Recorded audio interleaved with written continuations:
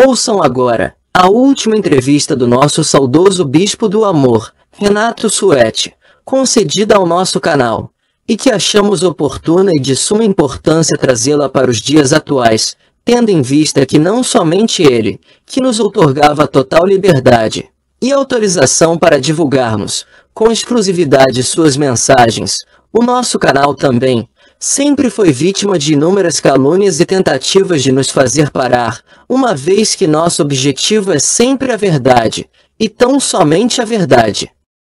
Ouçam com atenção, entendam, e também deixem seus likes e comentários. Eles são sempre muito bem-vindos. Canal da Igreja Virtual Amor e Fé. Junto com vocês, em todos os instantes.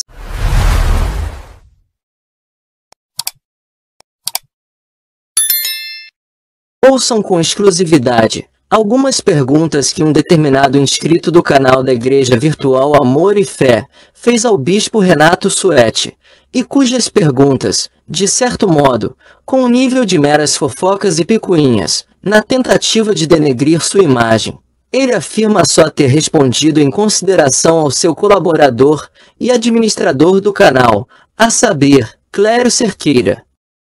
Estas perguntas são expostas agora, em primeira mão, a fim de não restar quaisquer sombra de dúvidas, quanto à moral e caráter ilibado do nosso querido bispo. Ouçam, e tirem suas próprias conclusões acerca das intenções nefastas e de má-fé, da parte do inscrito, e cujo nome, não cabe aqui revelarmos. O inscrito pergunta: Senhor Bispo, sou acompanhante assíduo de sua vida ministerial, e membro do canal da Igreja Virtual Amor e Fé. Tenho grande admiração pelo Senhor, e gostaria de aproveitar a oportunidade, para lhe fazer as seguintes perguntas. Por que o Senhor se tornou esotérico?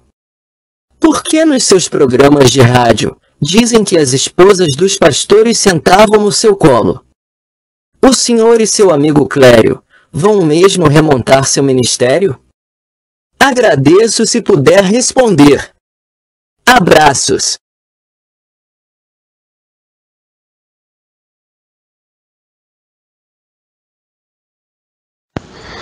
Olá, tudo bem? Olha, eu vou responder essas perguntas em consideração ao Clério, que é uma pessoa que luta incansavelmente pelo nosso trabalho e sabe que a gente vai voltar de uma maneira mais madura, mas essas perguntas não são, elas precisavam ser mais jornalísticas, porque elas têm mais um fundo de, vamos dizer assim, picuinha, de fofoca, do que de pergunta objetiva e clara. Bom, resposta. Eu não optei pelo esoterismo. Nós tínhamos uma rádio arrendada lá em São Paulo, e essa rádio chamava-se Rádio... acho que esse é o nome. Enfim, era uma rádio AM, e em frente à nossa tinha uma rádio do mesmo nome, que era 2, que era FM. A rádio FM era toda de esotéricos e espiritualistas. E eram pessoas muito boas. E eu comecei a reparar que essas pessoas não eram evangelizadas. Por exemplo, o Bispo Macedo colocava já naquela época tendas, dizia, vem consulta aqui com a ex-pai de santo, ou ex-mãe de santo, e todo mundo andando de branco para pegar o macumbeiro. Mas os espiritualistas mais altos, assim, vamos dizer assim, mais estudiosos, eles não eram alcançados. Então foi uma tentativa de eu trazer essas pessoas a conhecimento do Jesus da graça, ou da graça de Jesus. Apenas isso. Só que a coisa chegou aqui no Rio totalmente deturpada, como se eu estivesse envolvido, tivesse me tornado esotérico. É óbvio que você, para ganhar o tolo, você tem que se fazer de tolo. Mas eu nunca me envolvi com esoterismo, nem nada disso. Porque eu conheço, e não tem nada ali que me interessa, a não ser alguns conceitos, que são até bons, em todo lugar tem. O que interessa é a graça de Jesus. É uma tentativa de evangelizar um povo que eu vejo até hoje, que não é evangelizado, não é alcançado por ninguém. Assim como o Bispo Macedo e outros têm essa visão de ganhar outras pessoas de fora e não ficar pescando dentro do aquário. Eu achava que a nossa igreja estava pescando muito dentro de outras igrejas. Eu queria trazer essas pessoas. Só que o povo não compreendeu, os pastores menos ainda. Eles não compreenderam. Porque você tinha, por exemplo, para trazer esotéricos, você tem que estudar um pouquinho. Porque eles não aceitam uma retórica chucra ou chula, falsa, assim, você tem que ter mais um pouco de cabedal, de conhecimento, mas ninguém entendeu.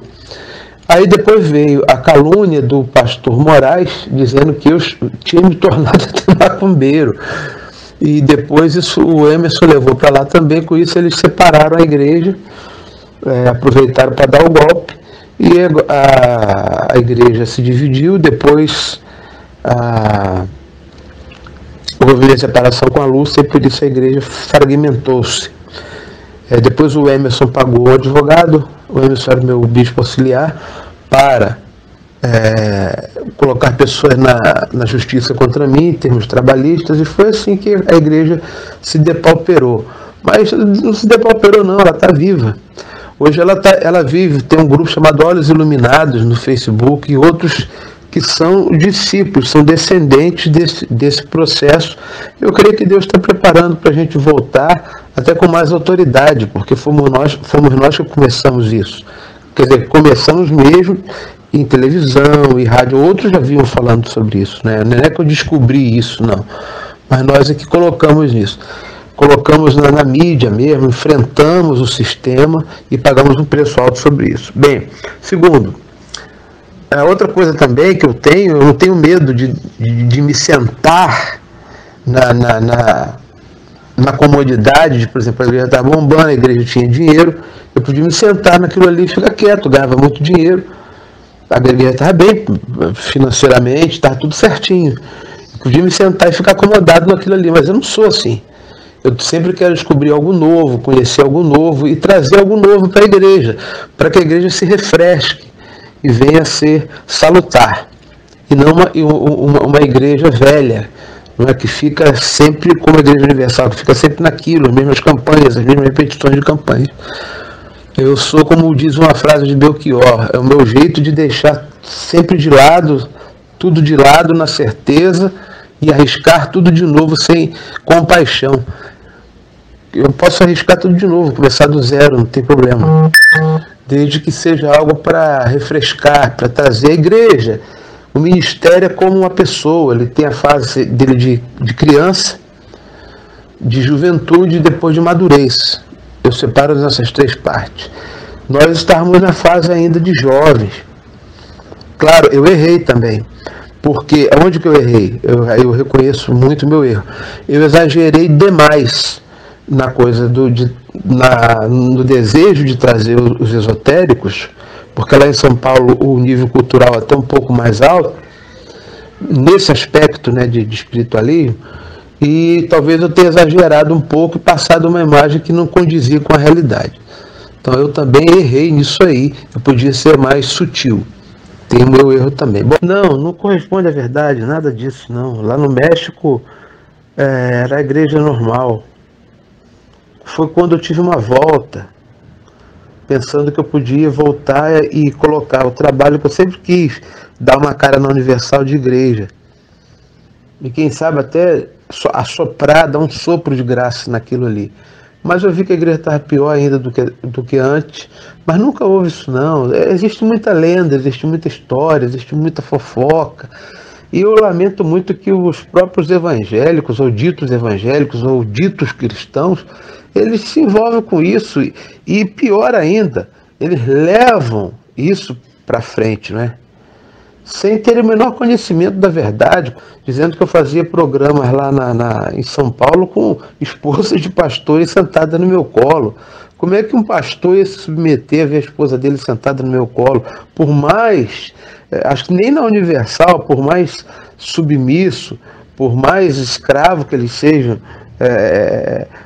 ou puxa-sacos, não sei, do bispo Macedo, eles jamais aceitariam isso.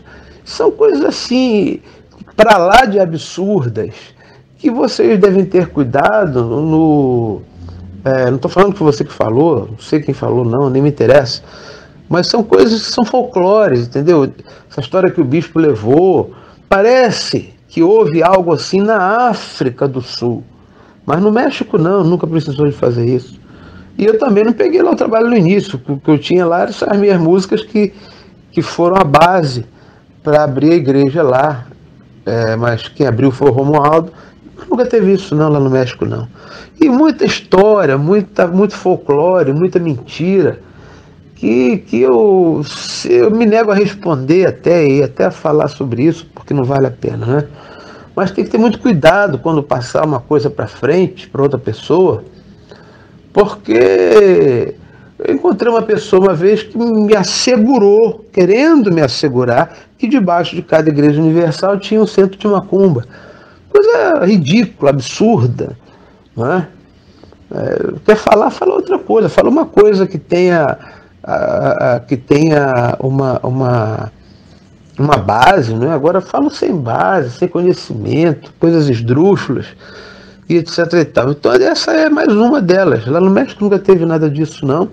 E eu, para fechar, eu respondi em consideração ao clério, e a você também, obviamente, que você estava lá lutando, trabalhando, amando a igreja, mas eu não responderia se outra pessoa me perguntasse, porque eu não gosto de falar do passado. Eu quero falar do presente, estou aqui no meu Hebron. Se você ler a Bíblia, Davi ficou 7 anos em Hebron antes de ir para Jerusalém. Eu creio assim, Deus está me preparando para apresentar algo que seja a Igreja de Senhor Jesus Cristo, talvez não com esse nome, mas é uma coisa mais madura também, porque eu acho que eu, como líder, era bastante imaturo ainda naquela época, e aí que eu errei, às vezes exagerando um pouco de um lado, exagerando um pouco de outro, mas nunca fui um ser lascivo, uma pessoa de botar mulher sentada no meu colo. Que isso? Isso é um absurdo. Eu era casado com uma mulher séria, que é a Lúcia, está aí hoje no ministério dela, e todos os pastores casados com suas respectivas mulheres, com seriedade. Eu respeitava a família deles. São coisas que... Mas não é só isso não, outras coisas isso eu não comento, eu não falo, eu não gosto de falar do passado. É isso aí, isso já passou, então faz parte da história? Faz, mas não sei o que isso possa acrescentar. Pode talvez esclarecer alguém, alguma dúvida, mas se a pessoa tem dúvida de uma coisa dessa, ela está muito mal, né? Uma pessoa que me conhece o mínimo possível e achar que eu fazia essas coisas, que eu me tornei macumbeiro, como o Moraes espalhou lá depois o Emerson. Como é que eu ia me tornar macumbeiro? Que mulheres mulheres de pastores, meu Deus, sentavam no meu colo. Como é que eu ia fazer um programa de rádio com mulher sentada no meu colo? Há um pastor chamado Pedro, que o clérigo conhece, que ele era o meu partner, ou seja, o meu parceiro em todos os programas de rádio que eu fazia. Na rádio, não era a Rádio São Paulo não, mas eu não consigo lembrar o nome da rádio, que eu estou confundindo com a Rádio Ipanema, mas não, é lá em São Paulo. Enfim, o Pedro estava lá junto comigo todo dia, e ele pode ser testemunha disso aí, né? Então, passado já foi, e a Igreja do Senhor Jesus Cristo só vai ser essa igreja que vocês conheceram comigo. Pode abrir qualquer um, pode a Lúcia, pode até um abrir, mas aquele sabor só vai ter comigo mesmo.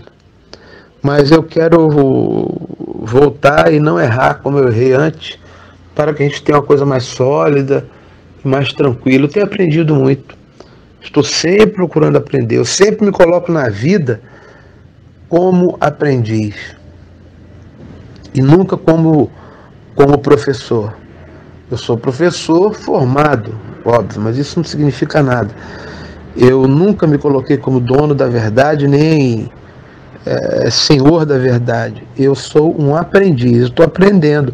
Deus tem me mostrado muitas coisas nesse tempo todo aí de ostracismo, muitas coisas pertinentes aqui a meus erros, principalmente. Eu sou muito cuidadoso e procuro ser humilde para reconhecê-los, e alguns acertos, e procurar fazer uma coisa mais equilibrada, não é?